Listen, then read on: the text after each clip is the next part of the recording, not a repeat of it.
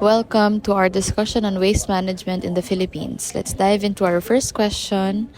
Do you believe that landfills, which are the Philippines' main method of disposing of waste, are effective? Let's start with our first interviewee. How would you describe your understanding of how landfills operate in the context of waste management? In my view, landfills serve primary disposal method, but there are some concerns regarding the environmental impact. The way they operate needs careful consideration. Thank you for sharing your perspective. Now, moving on to our second interviewee.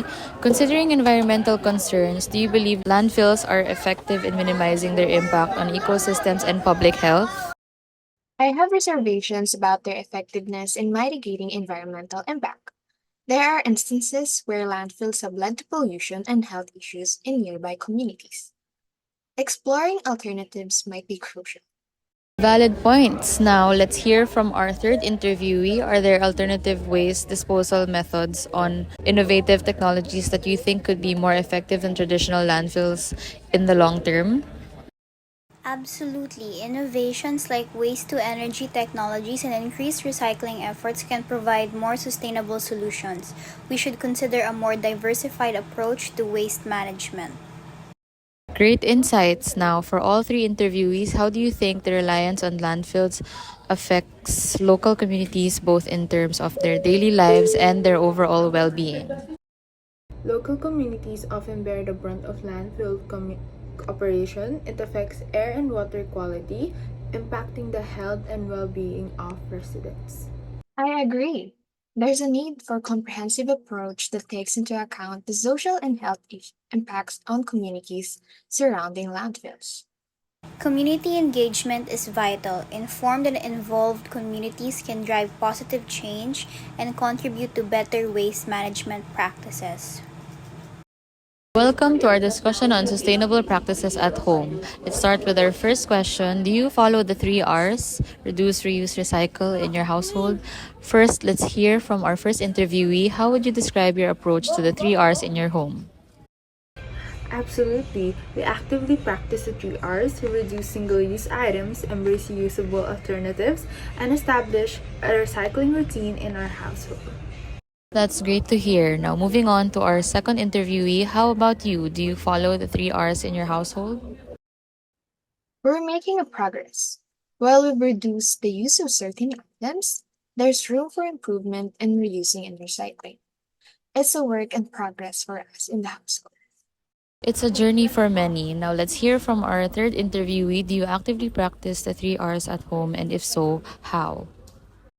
Absolutely. We've incorporated the three R's into our daily routines from using cloth bags to composting kitchen waste.